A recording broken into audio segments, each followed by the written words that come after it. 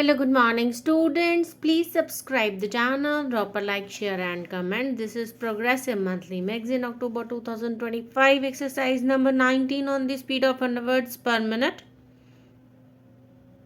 Start.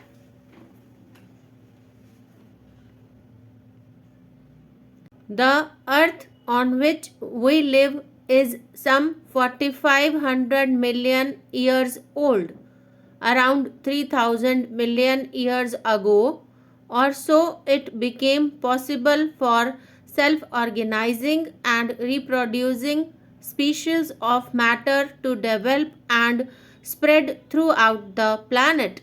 Remarkable as the origin of life was the development of forms which, in addition to procreating themselves, could undergo genetic changes to evolve species progressively more able to take advantage of the environment.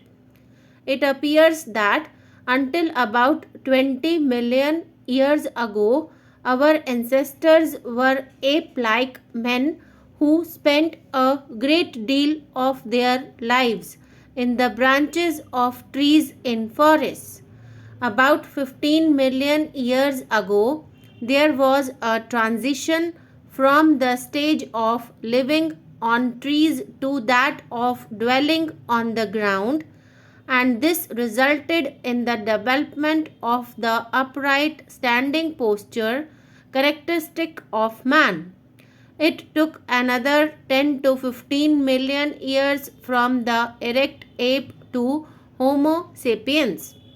The most significant part of this development was concerned with the evolution of the human brain, which controls most of the abilities that separate us from other animals. Man developed four highly important abilities, namely tool making and the general intelligent manipulation of objects, speech, and the development which permits an increased ability to cooperate within the family or the tribe, and, very important, the ability to reason logically. The last is probably the newest of our attributes, and the most crucial one is separating us from the other higher animal in this growth. Clearly, tool making, communication by speech, and social development all evolved out of the need to live and survive in a hostile environment.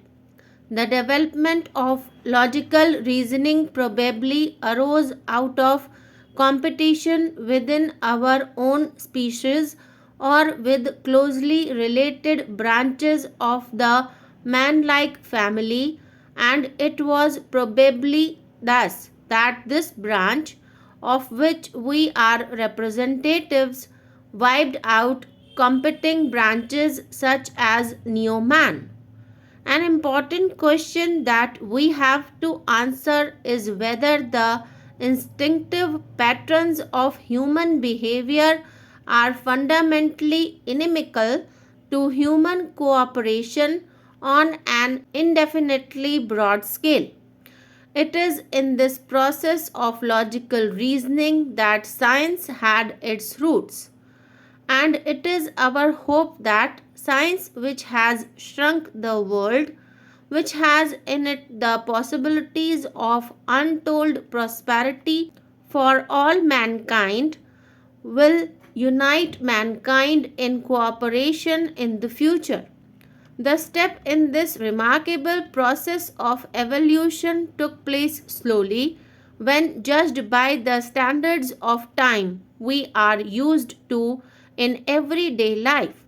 From the days when the use of fire was discovered, probably due to ancient man who vanished about 50,000 years ago, through the old Stone Age based on food gathering and hunting, when man learnt the major ways of handling and shaping materials, and became an exceedingly clever tookmaker, contriving complex arrows, axes, spears, and hooks through the new Stone Age of primitive village agriculture, weaving, and pottery.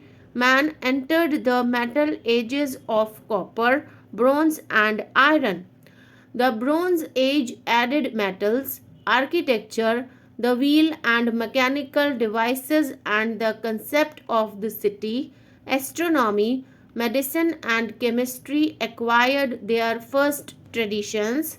The Iron Age added glass and improved tools made of a cheap metal iron, and thus man moved slowly along the path of evolution, adapting himself of the environment and acquiring new traits and skills in the process to survive and develop.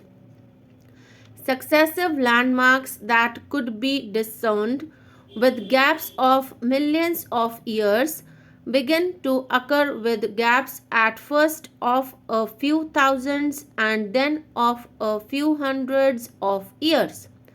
Around 1400 AD started the spectacular march of modern science which we are witnessing today. There was clearly an intellectual ferment characterized by the understanding the knowledge was to be advanced not by reliance on ancient authorities but by studying nature and by acting on it. The invention of printing greatly helped the process of recording information and communication.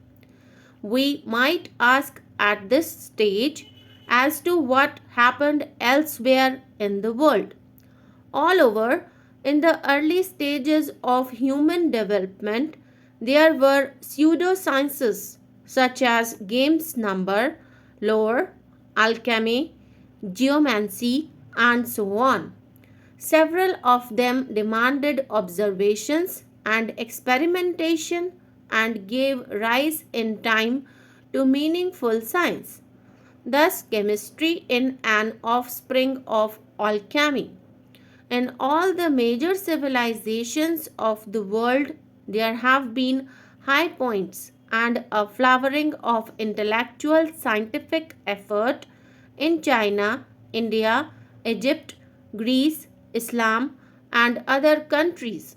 But these have been transitory and have, after passing their creative zenith, relapsed into traditional lore. And then, over a period of about 500 years from around 1400 AD to the present century, there occurred two major developments of profound significance.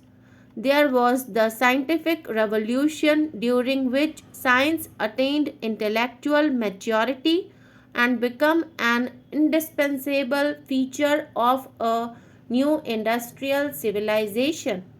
There was also the Industrial Revolution, which was the great transformation in the means of production.